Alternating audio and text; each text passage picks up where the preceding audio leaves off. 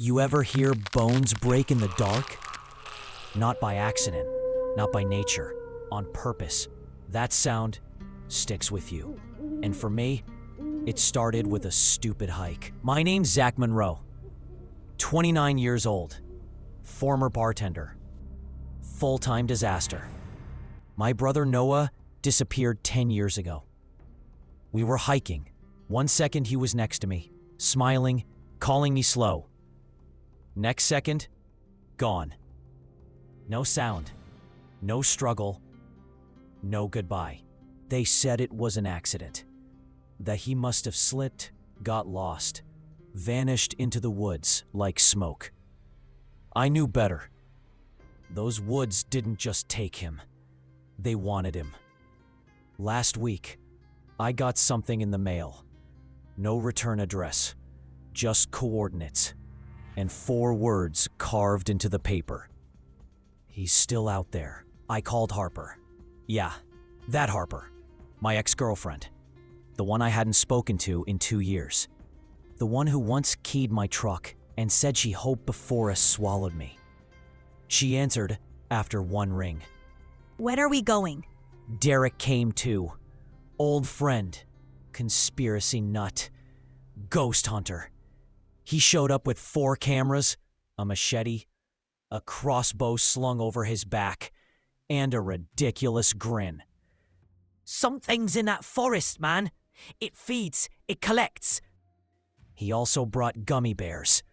I don't judge. The trail was fine for the first 6 hours. Then it went wrong. The trees grew too close. The air got still. And then Harper froze. She pointed. Bones, arranged in a perfect ring. Clean. White, too clean. I should have backed off. Instead, I stepped inside.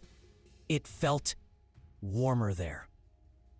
In the center was a carved piece of bone. 5 letters etched deep. Noah. I dropped it like it burned. Harper picked it up, eyes wide. Zack, this is an animal.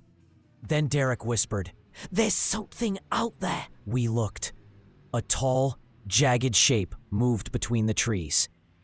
It didn't walk. It dragged. We made camp before dark. The fire didn't help. The woods pressed in too tight. At some point, Harper slid closer in the tent. You're shaking, she said. It knows we're here, I said back. Neither of us slept. I woke to a sound. Not twigs, not wind.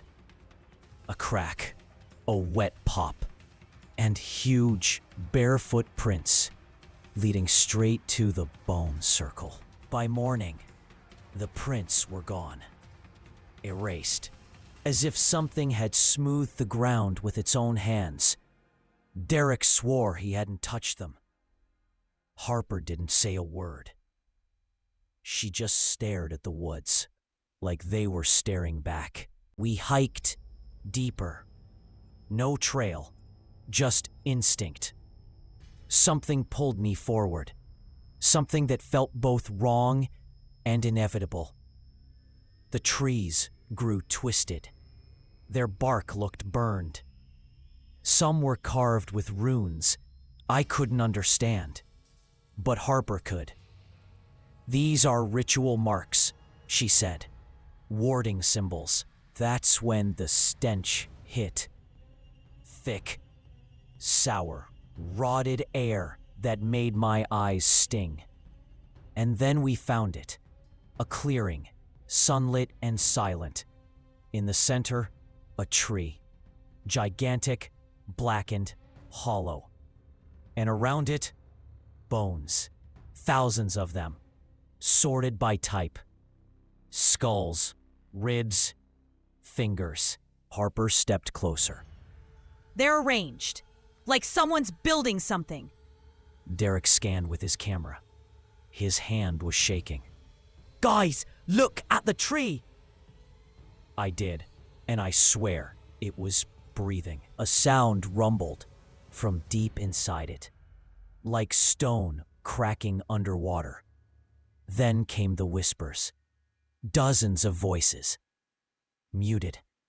Broken. All of them were saying the same name. Zack. I fell back. Harper grabbed my arm. Derek dropped his camera. Something long and pale slithered from the base of the tree and pulled the bone circle apart. And behind it, a figure, towering, ragged, made of bone. It didn't have a face, just skulls. Hundreds of them, fused into a shape that almost resembled a head. It moved like a puppet being yanked by invisible strings, and it was coming straight for me. I ran. No plan, just legs and panic. Branches tore my arms. Blood ran down my hands. But I didn't stop until I hit something solid. It was another tree, covered in carvings. And in the center, my name. Over and over again. Harper caught up, breathless, wide-eyed. It didn't follow. I looked back. No movement, no sound. But the carvings on the tree, they were fresh. Then Derek screamed. It wasn't just pain, it was despair, hopeless and raw. We ran back, and what we saw, there was no Derek, just his camera, still recording. The camera was still on. The screen showed static. And something else. A tall figure, just outside frame. Barely visible. Watching. Then it blinked out. We called out for Derek. Again and again. Nothing. No voice. No scream. No trace. Just the smell of rot. Getting stronger. Harper was the one who found the trail. Not a real one. A line of bones leading into a narrow path between the trees. It felt wrong. Like walking into a throat. We followed. Slowly. Branches snapped underfoot. The forest grew darker, though it was only midday. The deeper we went, the louder the whispers became. They weren't random. The whispers. They were names. My name, Harper's, Derek's. And then, Noah. We reached a clearing, smaller than before. In the center, a circle of stones with bones stacked like pillars, and a necklace, one I recognized. My brother's. Harper stepped into the circle. The moment she did, the air cracked. Like something ancient waking up. The trees groaned, the ground shifted, and then we heard it. A dry, brittle voice, not from the forest, from beneath us. Why did you come back? I dropped to my knees. The dirt was warm. From below, a pale hand reached up, covered in ash, fingernails split and bleeding. Harper screamed. I pulled the hand free. The face that followed, it was Noah. Alive. Barely. Eyes wide with fear. She's not done yet, He whispered. she needs one more. Noah clung to me like a man who had been buried alive for a decade. His skin was cold, but he was breathing. Shallow, quick breaths. I didn't care how or why. My brother was here, alive, and terrified. Harper crouched next to us, her voice barely a whisper. What happened to him? Noah looked past me, toward the forest. She's watching. She always watches. We tried to get him on his feet, but his legs wouldn't work. Something had been done to him. Something ritualistic. There were symbols burned into his ankles. Circles. Bones. A shape that looked like a spine twisting into a spiral. She put me under the tree Noah rasped. to wait. Wait for what? I asked. The trade. The forest pulsed. Not with sound, something deeper. Like the trees themselves had heartbeats. A wind blew through, carrying whispers and the stench of old decay. Harper gripped my hand. Zack, we need to leave. Now. But Noah grabbed my arm, shaking his head. She won't let you, not without giving something back. We carried him out of the clearing. Every step felt heavier. The trees leaned inward. The shadows crawled across the ground. And then, bones began falling from the trees. One by one. Small ones at first. Finger bones, ribs. Then, femurs, skulls. They hit the forest floor like rain. She's waking up. Noah whispered. She's collecting. Suddenly, a low hum began to vibrate through the air. My vision blurred at the edges. I turned and saw her. The bone collector. A figure stitched together from the remains of 1,000 lives. Assembled, reshaped, and alive. Her form towered above us, built of fused bones and ligaments that pulsed like muscle. Her face, a shifting wall of skulls, looked down at me. Zack Monroe, The voice said. you came willingly. I couldn't move. My body was frozen. Not with fear, but something deeper. Like the ground itself held me. Harper screamed, pulled at me, but I barely felt it. You have what I want. Bloodline, memory, love. I only need one. The skulls turned, locking on Harper. Then Noah. Choose. Harper stepped in front of me. Take me. She said. Let them go. I wanted to stop her, but I couldn't speak. Couldn't breathe. The collector tilted her massive head, studying Harper like a curious child. Sacrifice accepted. She whispered. Bones rose from the ground around Harper's feet. No, I shouted. I finally moved, threw myself at Harper, pulling her away as the circle of bones cracked and shattered. The ground split open. A roar like the scream of every buried soul echoed through the forest, and the collector lunged. We ran, carried Noah. Branches whipped at our faces, the forest howling behind us. The trees moved, bent in our path, tried to hold us, but we pushed through. I could feel her behind us, dragging herself forward. Not fast, but relentless. She didn't need to run. She just needed us, tired. We reached the old road. The same one Noah and I had entered a decade ago.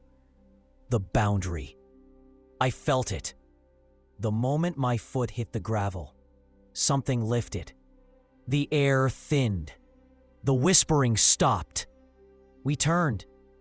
No collector. Just trees.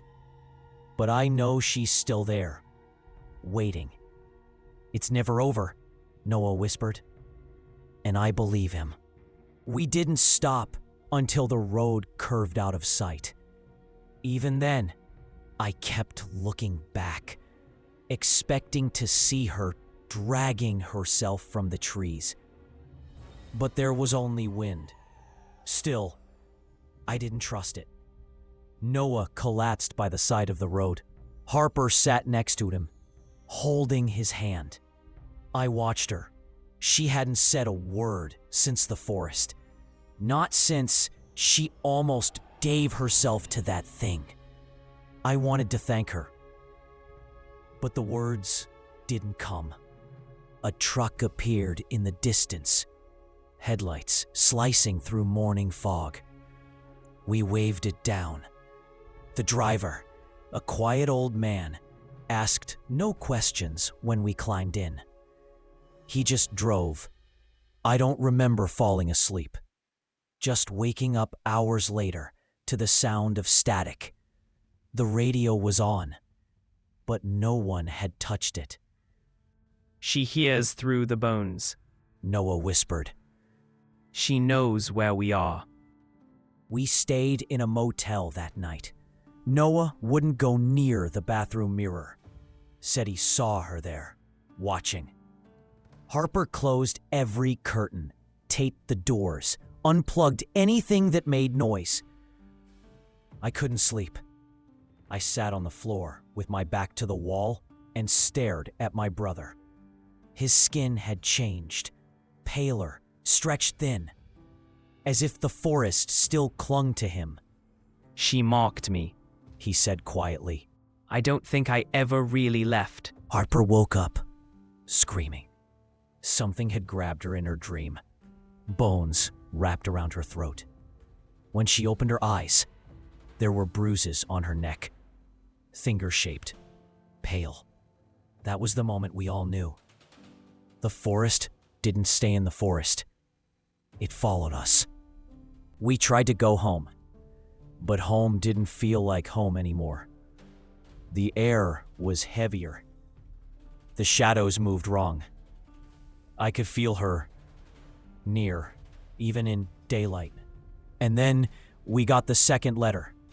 No envelope, just on the porch. 5 words carved in dark ink. You still owe me one. ... We argued. Harper wanted to leave the country. Noah wanted to go back and end it. I wanted to believe we could hide, pretend she wouldn't find us again. We were all wrong. That night, the ground shook. Not an earthquake. Something older. Deeper. I ran outside and saw trees in the distance, swaying in sync, though there was no wind. Noah stood in the middle of the street, barefoot, eyes closed. She's calling me back, he said. I grabbed him, screamed his name. He didn't blink, didn't speak, just whispered something again and again. Trade, trade, trade. That's when I realized the deal hadn't been broken, only delayed, and she was ready to collect. I packed a bag, took the bone carving with Noah's name. The camera Derek dropped, a lighter, and Harper's hand in mine.